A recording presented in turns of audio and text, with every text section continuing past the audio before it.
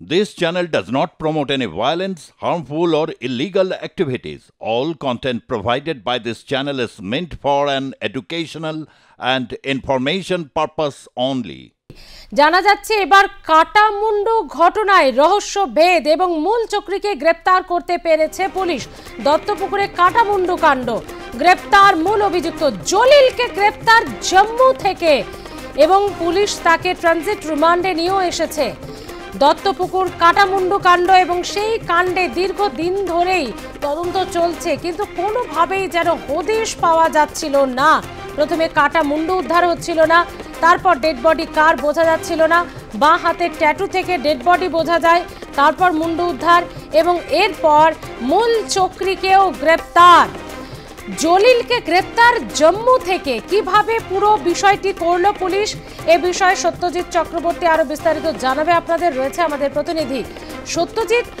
Police একেবারে জম্মু থেকে জলিলকে গ্রেপ্তার করলো, এই কাটামুন্ডু কাণ্ডের সঙ্গে জলিলের সূত্র কিভাবে মেলালো পুলিশ, কিভাবে গ্রেপ্তার?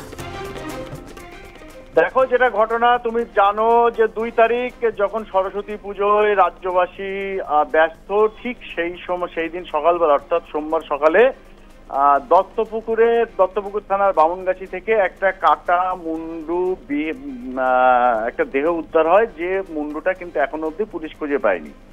এরপর তদন্তে নামার পর যে প্রথম যেটা এই যে মৃতদেহ, তার হাতে কিন্তু ট্যাটু ছিল, সেই ট্যাটু দেখে মৃতের পরিচয় পাওয়া যায়, জানা যায় গাইঘাটা থানার হযরত লস্করকে। এই হযরত লস্কর একটা সময় সে কিন্তু দুষ্কর্মের সাথে জড়িত ছিল এবং এই গাইঘাটা এলাকায় সে ভাড়া বাড়ি থাকতো, আদিবাড়ি লক্ষ্মীকান্তপুর, দক্ষিণ 24 পরগনার। এবং এই গাইঘাটা শেল্টার নিয়ে সে হাওড়া, হুগলি এবং বিধাননগর ও ব্যারাকপুর কমিশনারেট এলাকায় একের পর এক বিভিন্ন রকম অপরাধমূলক কাজ করে।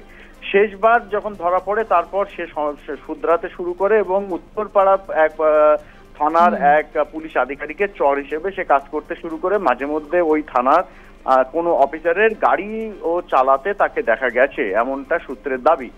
এরপর দেখা যায় যে এই যে গ্যাং ছিল এই হযরত লস্কর, যার আর কি যাকে খুন করা হয়েছে, সে যখন শুক্রবার দিন বাড়ি থেকে বের হয় তখন সে তার স্ত্রীকে বলে যে সে এই জলিলের সঙ্গে দেখা করতে যাচ্ছে এবং এই জলিলের কাছে যখন আসে দেখা করা আর কি বাড়ি থেকে বের হয়, তারপর থেকে সে কিন্তু বাড়ি ফেরেনি।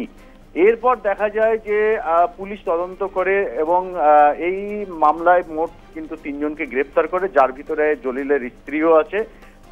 তো এই জলিলের স্ত্রীর সঙ্গে যখন সবকিছুটা আর কি জলিল কখন কোথায় ছিল, হযরত তখন আসে, সবটাই কিন্তু পুলিশ তাকে জিজ্ঞাসাবাদ করে নিজেদের হেফাজতে নিয়ে জানতে পারে। এরপর জলিলের খোঁজ করতে শুরু করে দত্তপুকুর থানার পুলিশ ছাড়াও বারাসাত জেলা পুলিশের তদন্তকারী আধিকারিকরা।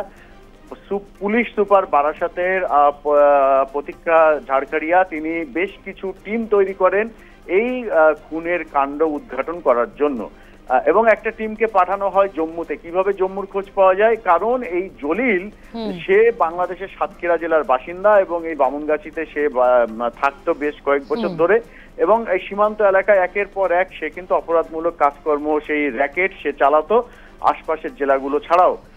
এরপর বিভিন্ন সময় সে অপরাধমূলক কাজকর্ম করার পর সে জম্মুতে গিয়ে থাকতো, সেখানে একটা ভাঙড়ির দোকানে কাজ করতো। এরপর কলকাতা স্টেশন, হাওড়া স্টেশন, শিয়ালদা স্টেশনের সিসিটিভি ফুটেজ পরীক্ষা করা হয়।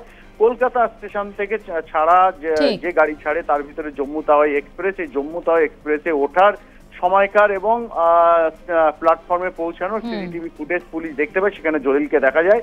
এরপর জম্মুতে পৌঁছায়, সেখান থেকে গতকাল তাকে গ্রেপ্তার করে এবং সেখানকার আদালতের থেকে রিমান্ড নিয়ে তাকে কিন্তু ট্রানজিট রিমান্ড নিয়ে তাকে বারাসাতে আনা হবে। সেই প্রস্তুতি পর্ব শুরুও হয়ে গেছে বারাসাতে আনার এবং বারাসাতে আনার পর পুলিশ নিজেদের হেফাজতে নেবে। প্রাথমিকভাবে যেটা জানা যাচ্ছে যে 400 গ্রাম একটা সোনা এবং বেশ কিছু টাকার কিন্তু হযরতের কাছে ছিল, যেটা দিচ্ছিল না। সেই বিবাদের জেরেই এই হযরত লস্করকে খুন করা হয়েছে এবং জলিল যেটা দিয়ে খুন করেছে প্রাথমিকভাবে জানতে পেরেছে যে খেজুর গাছ কাটার যে ধারালো যে হাসুয়া, সেই হাসুয়া সে কিন্তু দুপুরবেলা থেকে ধার দেয় এবং রাতের বেলা থেকে খুন করে তারপরে সে পালিয়ে যায়। ধন্যবাদ সত্যজিৎ।